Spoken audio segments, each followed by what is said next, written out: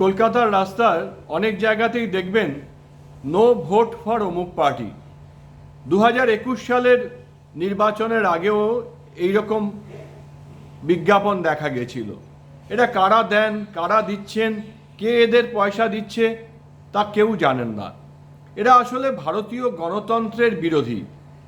যাতে গণতান্ত্রিক পদ্ধতিতে কোনো ভালো দল না উঠে আসে, এটাই এদের মূল লক্ষ্য।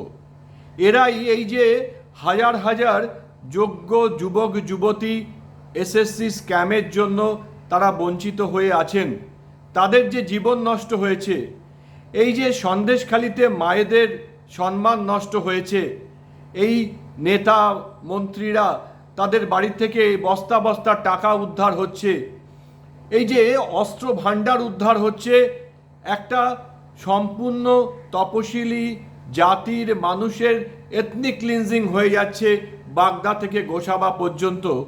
এই সবকটা অপরাধের জন্য অন্যতমভাবে দায়ী হচ্ছে এই বিজ্ঞাপন যারা দিয়েছেন।